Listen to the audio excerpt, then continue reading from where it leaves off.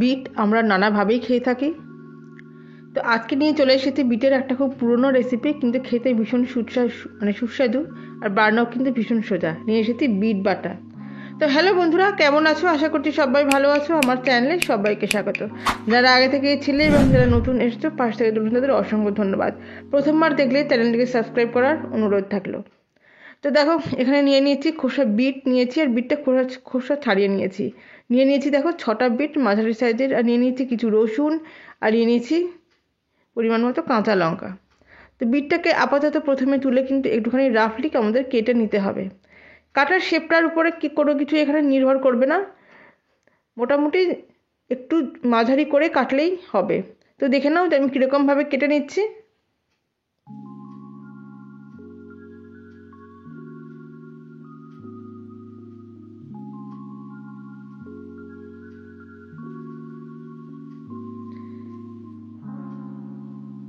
এইরকম শেপে কাটলে পরে কিন্তু বিটটা আমাদের এরপরে ব্যবহার করতে সুবিধা হবে। তো দেখো, পুরো বিটটা কিন্তু আমার কাটা হয়ে গেছে। এখন কিন্তু বিটটাকে আমি মিহি পেস্ট বানিয়ে নেব। তো দেখো আমি বিটের মধ্যে কি কি জিনিস দিচ্ছি।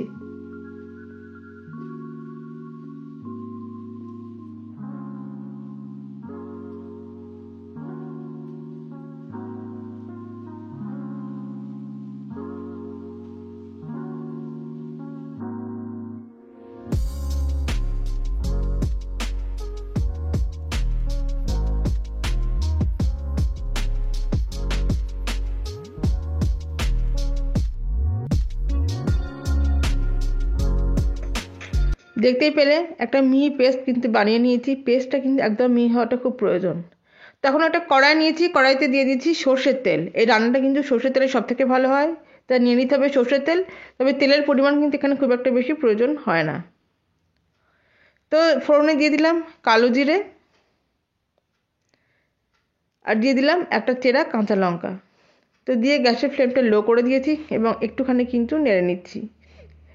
এরপরে দিয়ে দেব কয়েকটা গোটা শুকনো লঙ্কা, এবং সেটা দিয়েও কিন্তু একটুখানি নেড়ে নিচ্ছি, মোটামুটি 30 সেকেন্ডের মতো,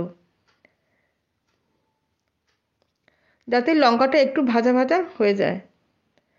এরপরে দেখো আমি দিয়ে দিচ্ছি যে বিটটা আমি পেস্ট করলাম, সেই বিটরুটের পেস্টটা। তো দেখো আমি দিয়ে দিয়েছি। আপাতত প্রথমে আমি কিন্তু গ্যাসের ফ্লেমটাকে মাঝারি রাখবো, এবং তারপরে 1-1.5 মিনিট কাটার পরেই আস্তে আস্তে কিন্তু জলটা শুকোতে আরম্ভ করে দেবে। এবং এখানে কিন্তু ক্রমাগত নাড়তে হবে, কেন যেহেতু এখানে খুব একটা বেশি জল থাকে না, তাই যেন দেখতে হবে তলায় যেন লেগে না যায়। তো দেখো আমি ক্রমাগত নাড়ছি, এবং 1-1.5 মিনিট নাড়বার পরে কিন্তু জলটা শুকোতে শুরু করবে, এবং দেখো কতটা জল শুকিয়ে গেছে। এখন কিন্তু গ্যাসের ফ্লেমটাকে লো করে দিচ্ছি। আচ্ছা, এখনও পর্যন্ত কিন্তু কোনো লবণের ব্যবহার আমি করিনি।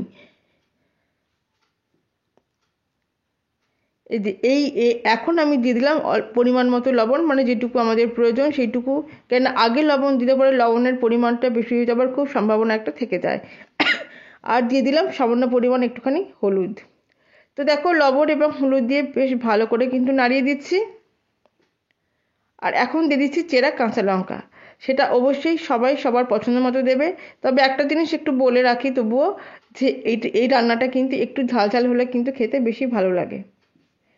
তো দেখো এখনও কিন্তু পুরো জলটা শুকোয়নি, একটু একটু জলীয় জলীয় ভাব কিন্তু রয়েছে। সেই কারণের জন্য গ্যাসের ফ্লেমটা লো করে আমাদের এখনও নাড়তে হচ্ছে। এই যে এখন দেখো গ্যাস থেকে, মানে কড়াই থেকে এটা প্রায় ওঠার মতো হয়ে গেছে, মানে এখন কিন্তু রান্নাটা প্রায় শেষের দিকে।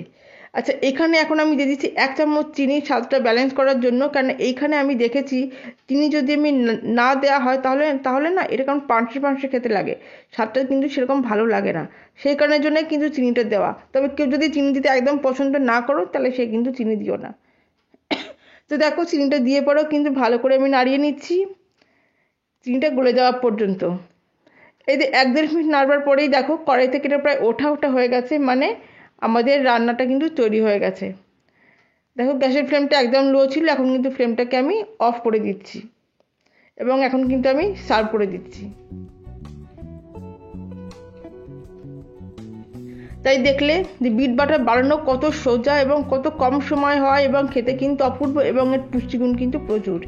তাই তোমরাও এটা বানিয়ে ফেলো এবং কেমন লাগলো তোমরা অবশ্যই কিন্তু কমেন্ট করে জানিও। ভালো লাগলে লাইক এবং সাবস্ক্রাইব করার অনুরোধ থাকলো। আর পাশে রাখা বেল আইকনটা কিন্তু প্রেস করতে তোমরা ভুলো না। দেখার জন্য রইল অসংখ্য ধন্যবাদ। সবাই ভালো থেকো, আবার ফিরে আসবো নতুন কিছু নিয়ে।